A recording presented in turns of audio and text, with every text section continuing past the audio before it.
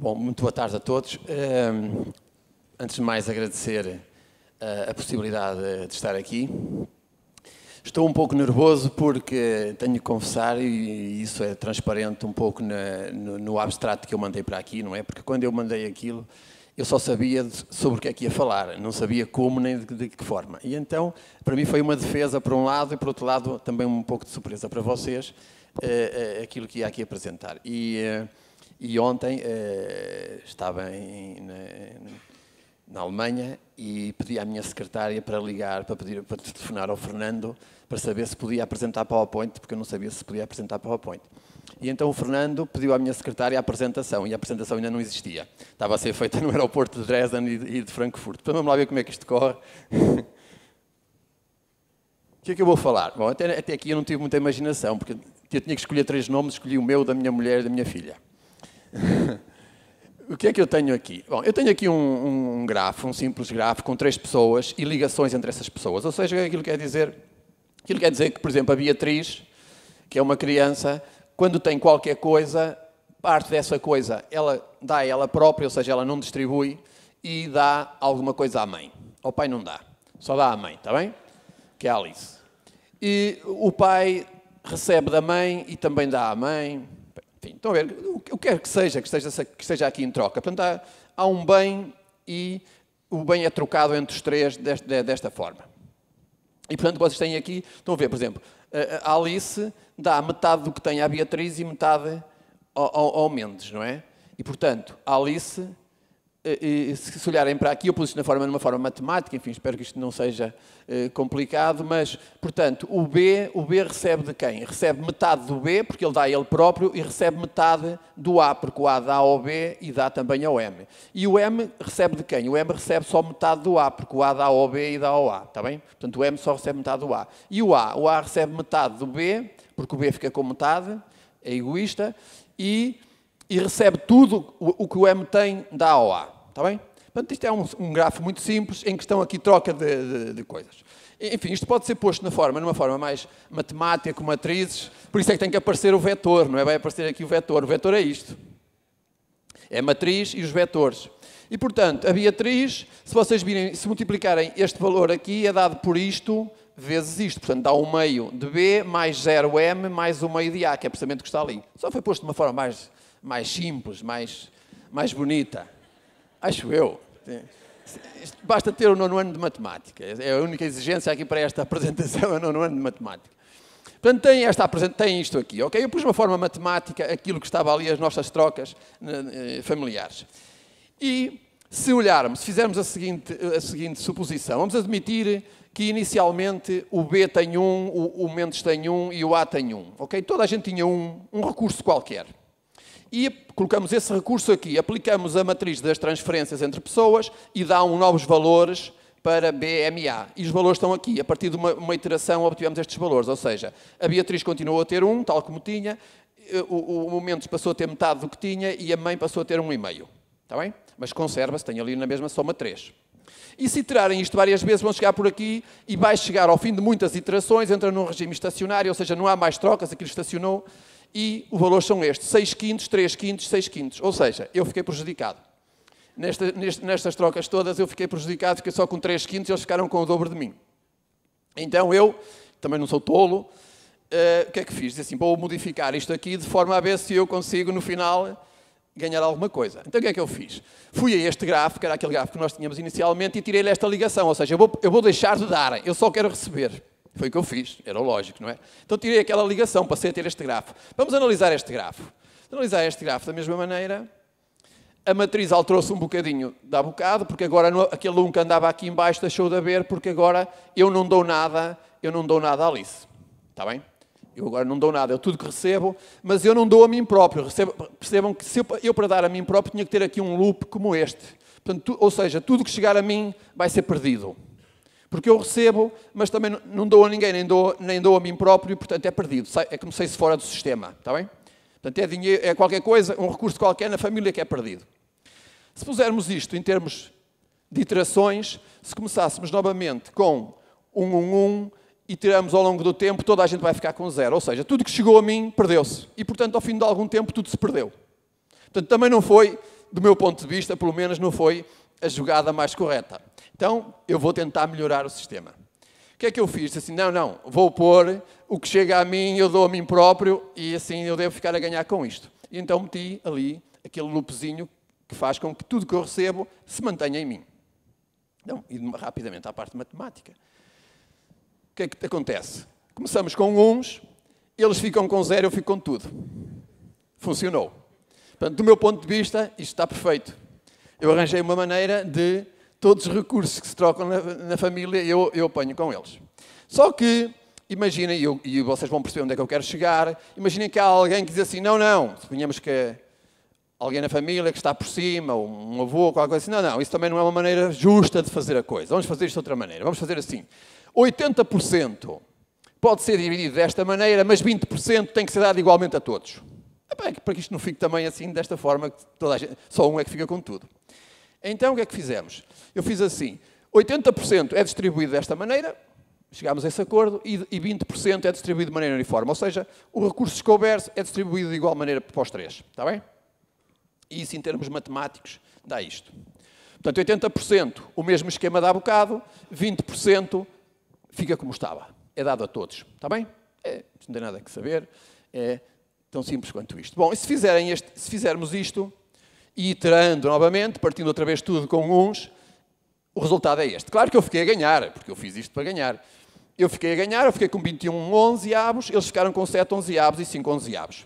Está bem? Claro que isto depende do grafo que temos em causa, mas assumindo que é este o grafo, eu fiquei a ganhar neste esquema, mas também já não fiquei com os recursos todos. Fiquei só com parte dos recursos, mas fiquei a ganhar. Bom, isto é o que eu tinha para vos explicar. Era a parte mais difícil, digamos assim, da apresentação. Passaram-se 7 minutos. Agora vamos aqui ver outra coisa. Não sei se conhecem este senhor, Tim Berners-Lee.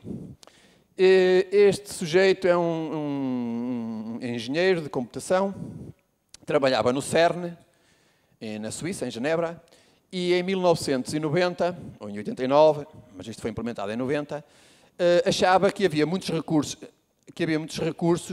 que podiam ser disponibilizados às pessoas e que não estavam a ser disponibilizados. Então ele arranjou uma maneira de disponibilizar essa informação. E para disponibilizar essa informação, criou aquilo que todos vocês usam hoje, que é a web. Foi este senhor que é chamado pai da web. Aliás, há quem lhe queira...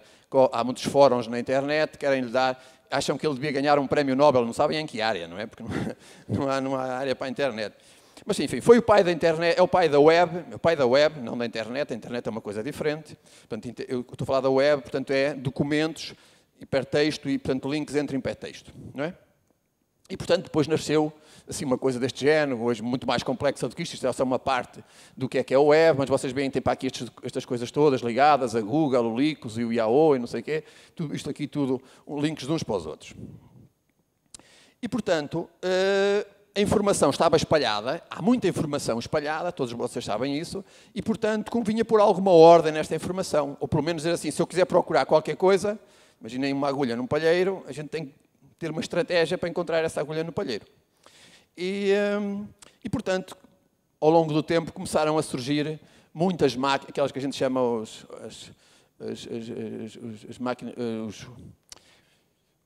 motores de pesquisa, exatamente, para procurar, não é? E, portanto, em 93, passado uns anos, já começaram a aparecer estes, 94, estão a ver, até o SAP está aqui em 95, na Universidade de Aveiro, e a Google em 98. Depois Yahoo, por muitos outros por aqui para fora, ainda continuam, ainda há tentativas, por exemplo, este Quill foi dissidentes da Google, tentaram fazer um para bater a Google, porque o objetivo agora é quem é que consegue fazer um para aniquilar a Google, não é? Essa que é a ideia principal. Pelo menos a mim, eu estava numa conferência, lembro-me uma vez uma conferência, depois conto-vos esta história, mas eu estava numa conferência em Madrid e perguntaram-me em 2002 o que é que a gente pode fazer para alguma estratégia que se possa fazer para aniquilar a Google. Tal. Eu dei-lhes uma ideia, na altura e depois a gente vai falar sobre ela mais daqui a bocadinho. Portanto, não sendo a Google, não tendo sido o Google a primeira máquina de busca, o motor de busca, como é que ela conseguiu ter tanto sucesso? Porque vocês sabem que há um conceito nestas coisas que é rich get richer, não é? Quem é rico torna-se cada vez mais rico. Só se estiver a dormir, porque quem tem mais capacidade pode fazer muito mais que aqueles que não têm.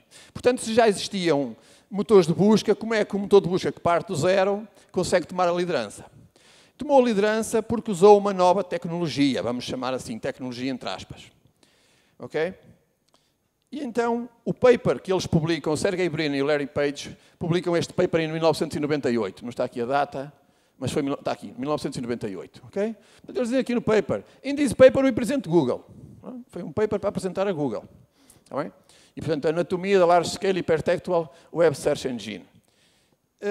E no paper tem uma fórmula, que é a fórmula principal, que é esta, que diz assim, porque qual é o problema que está aqui em jogo? O problema é, quando vocês vão ao Google e põem lá, por exemplo, se puserem lá o meu nome Mendes, vai aparecer muita coisa. Vai aparecer primeiro, por exemplo, aparece a Eva Mendes, não é? Depois, quando muito, apareço eu.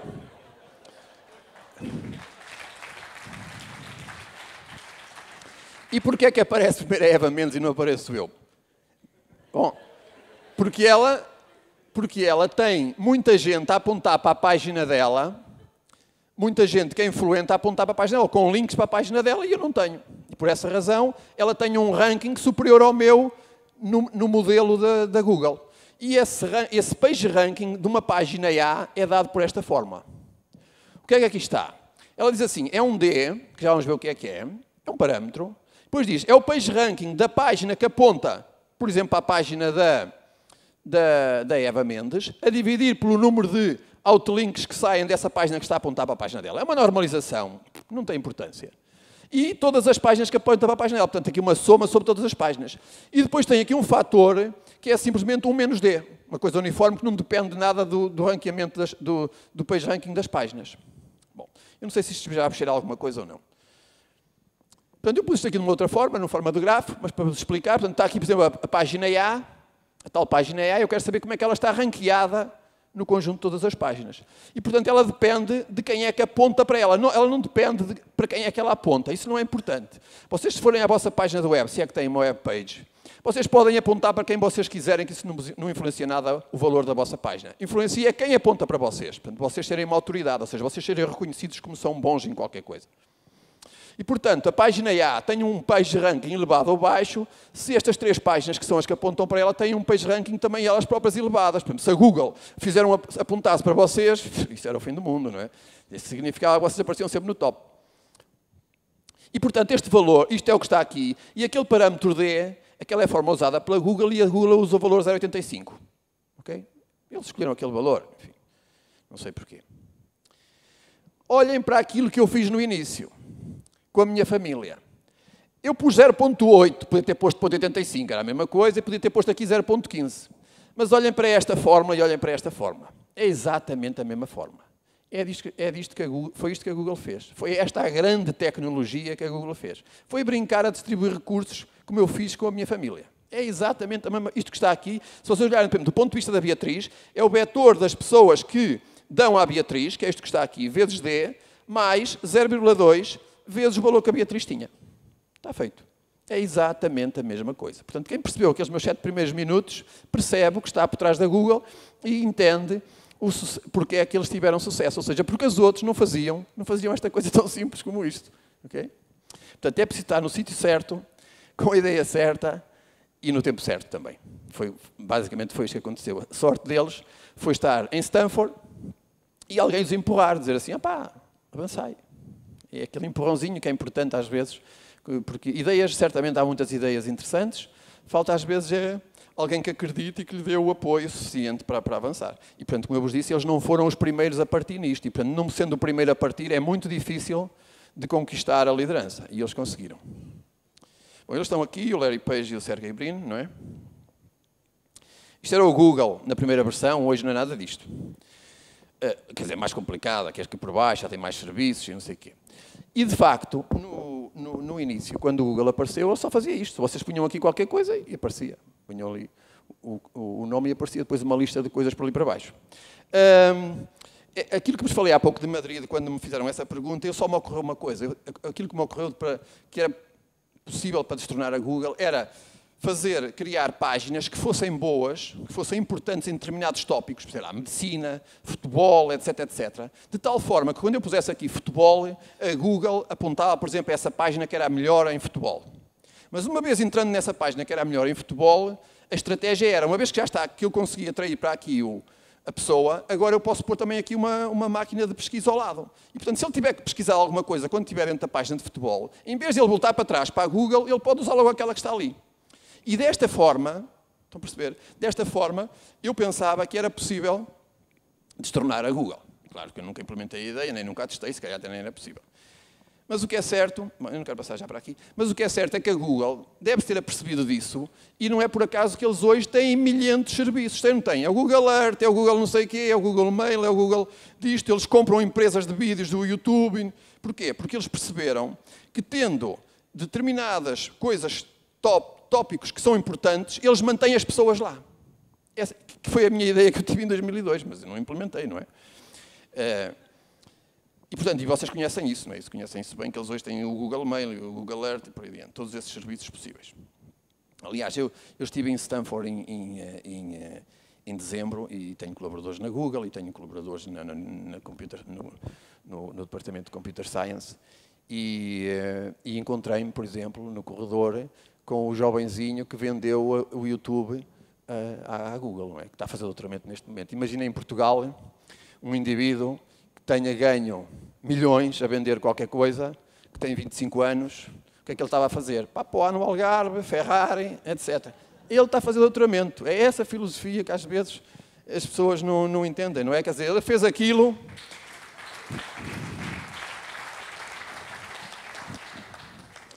Ele fez aquilo e não está satisfeito, não é? Portanto, pode ser que ainda venha mais qualquer coisa daquele jovem.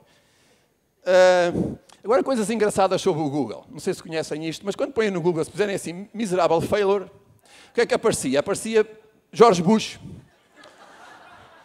E porquê é que era isto? Isto era a máfia dos outros que tentaram tramar a Google. Como? Por exemplo, a Yahoo apontava muitas vezes para a página George Bush com aquela palavra miserable failure, de forma que como a Yahoo também era importante, quando a pessoa punha miserable failure, ia para George Bush. Estão a ver? Porque eles puseram links, os outros puseram muitos links, e portanto a Google tem hoje uma estratégia que faz com que este tipo de coisas não aconteçam, não é? Aliás, isso tem uma designação própria que se chama-se Google Bomb, tem no Wikipedia, está aqui a explicar o que é, etc, etc.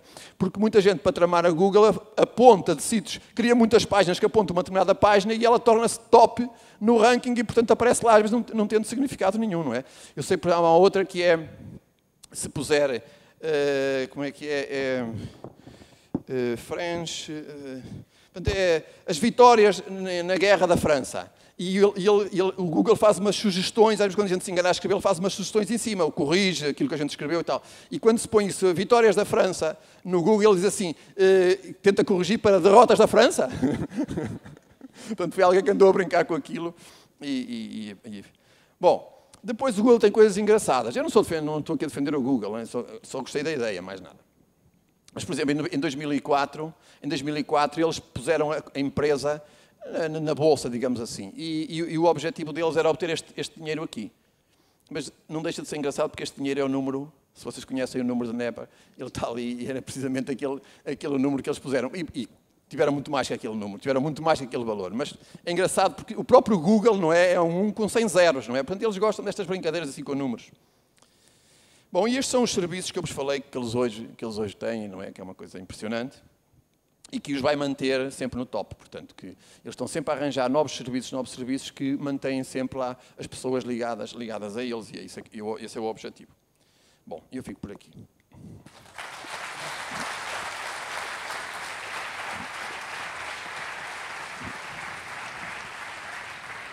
Mas se me perguntarem, só um segundo, se me perguntarem, continua a existir a possibilidade de bater a Google? Eu acho que sim. Eu acho que sim. Só que agora eu penso de maneira diferente. Eu agora penso que o ser humano, num milésimo de segundo, é muito superior a um computador. E não digo mais nada.